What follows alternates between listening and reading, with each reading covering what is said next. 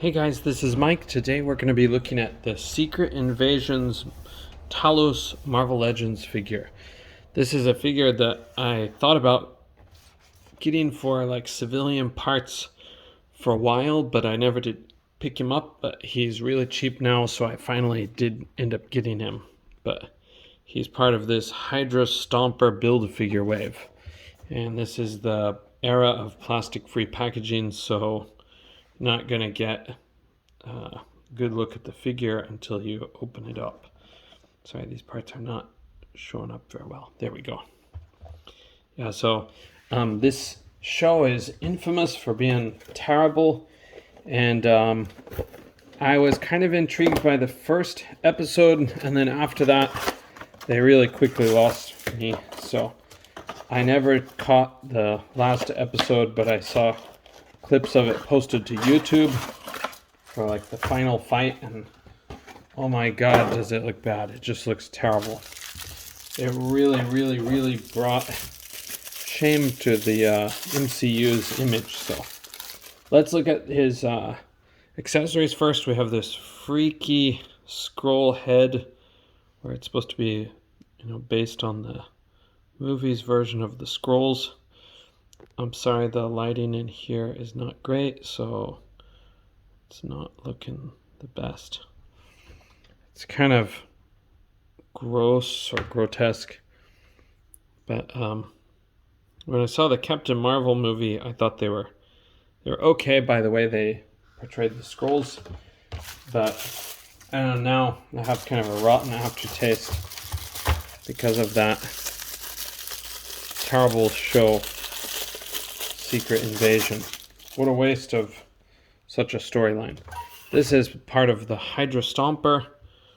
It's not a bad looking part, and it's nice and shiny for being, wow, I guess, no, I think it's painted. Yeah, it's painted plastic. So I was going to say that looks really nice for being just like marble plastic, but I think it is painted. Some parts look like they're not painted, but surely that's painted. It's too sparkly to not be painted. But it's really hard to tell. I cannot tell, to be honest. Kind of tricky, but I suspect that this was going to be part of a Crimson Dynamo that they're going to make in the future, but I might be wrong because the shape of the legs don't really confirm that. And here is the figure itself. Okay, I also thought I might be able to use this guy's head to make either Justin Hammer or Jarvis, the Avengers butler. The body, not at all, but the body can work as just a regular civilian for a diorama background. But yeah, I'm going to go through this pretty quick because this figure doesn't mean much to me. I'm just using it for fodder. But yeah, you can get a look at it. The jacket is kind of like a dry feeling plastic. It doesn't feel as sticky or rubbery as some. It feels kind of harder and drier, but it is pretty flexible. But okay, so this is a pretty good likeness of the actor, but if I use it for somebody, he's gonna get some sculpting on his face.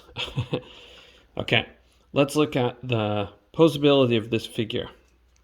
So his head is interestingly not on a ball joint.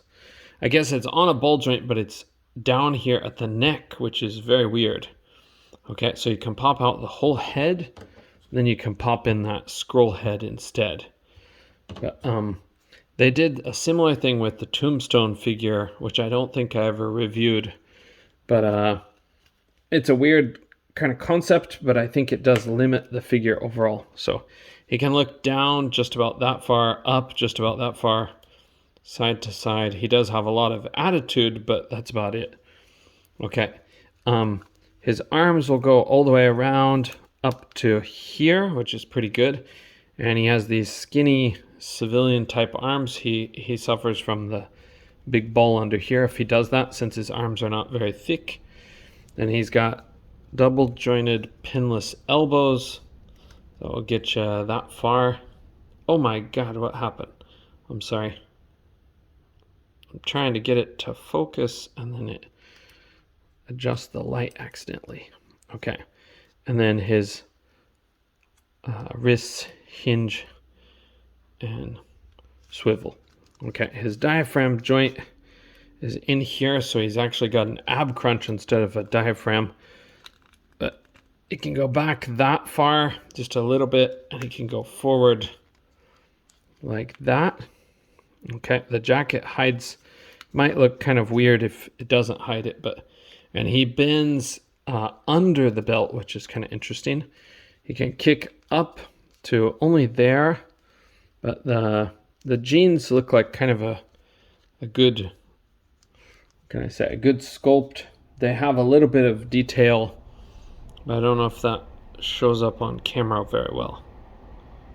You guys see that? But yeah, obviously kind of tight jeans. Okay, and then double jointed pinless knees. That'll get you there. And then his feet go back that far, forward that much. Sorry, it's not focusing there that much. It's hard because it's black. And then they pivot, of course. Yeah, so overall, kind of a weak figure in my opinion, but it does look like the actor that it's trying to portray. He stands pretty tall. There goes Tiger again. He stands pretty tall. I bet he's going to be taller than Moon Knight. Is he taller than Moon Knight? You know, it's kind of hard to say. They're really close, but I think minus his poofy hair and minus his poofy hood, I think he stands taller. But yeah, like I said, it's not a figure that usually appeals to me, but I'm going to use it for stuff, so it's another fodder figure. Let's put him next to Hank Pym. This Hank Pym is just really tall. He's too tall for Hank Pym, but he's a cool looking figure overall. Okay, that's it for this one. This is a really fast one. So that was the Secret Invasion Talos figure. I'd recommend him as a civilian, but he's going to be weird for the head situation because you can't easily pop off the thing and use it for other people. A lot of people might suspect you can, but then actually you can't. So, okay, thank you guys for joining me on this one, and I'll see you in the next video. Bye for now.